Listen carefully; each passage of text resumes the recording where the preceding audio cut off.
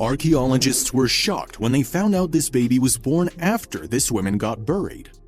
In a cramped stone grave beneath the medieval town of Imola, Italy, a 1,300-year-old woman lies dead with a hole in her skull and a fetus between her legs.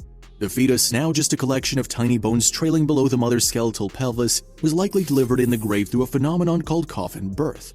Essentially, when an unborn child is forced out of his mother's womb by posthumous gases after both mother and child have died. It's a rare sight in archaeology, but rarer still might be the peculiar circular wound bored into the mother's skull. Archaeologists from the University of Ferrara and University of Bologna attempted to unwind the mystery of this mother's and child's death in a new study published in the May 2018 issue of the journal World Neurosurgery. Also, if you have not done so already, please subscribe to our channel and click that notification bell to get inspired by these real-life stories every day. Now, back to the story. According to the researchers, these remarkable skeletal remains may present a rare, Middle Ages example of a primitive brain surgery technique called trepanation. This procedure involved drilling or scraping a hole into the patient's skull to relieve pressure, and theoretically a whole host of medical ailments. In this case, sadly, that relief may not have been enough.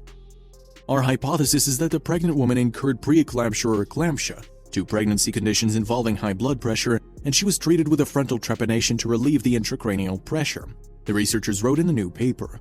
Despite the intervention, she did not survive and died with a fetus in her womb. The grave in question was discovered in 2010 during an excavation of the town of Imola in northern Italy near the city of Bologna. The skeletal remains of the mother were found among several other burials that researchers dated to the Lombard period, lasting from the 7th to 8th century AD. Because the woman's remains were found face up and surrounded by cut stones, the researchers concluded that she was intentionally buried and likely hadn't been moved or altered before now.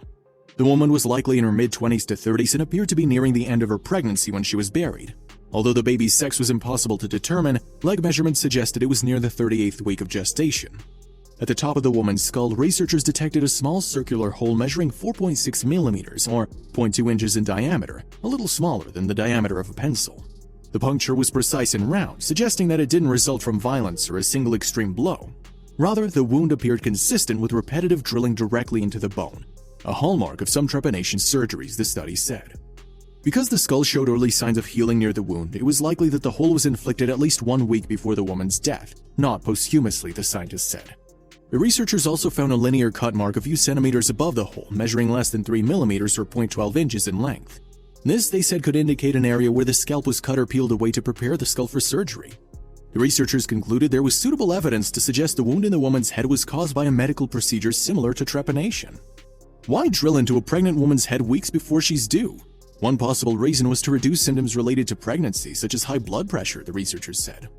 Because trepanation was often used in the treatment of hypertension to reduce blood pressure in the skull, we theorized this lesion could be associated with the treatment of a hypertensive pregnancy disorder, such as preeclampsia, the researchers wrote.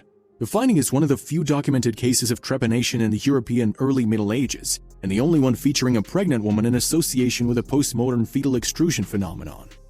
While trepanation wounds have been documented in more than 1,500 skulls dating to the Neolithic period, this possible example from Middle Ages Italy remains a unique mystery. Further studies required to help answer how and why the surgery was conducted, and why similar examples are so hard to find.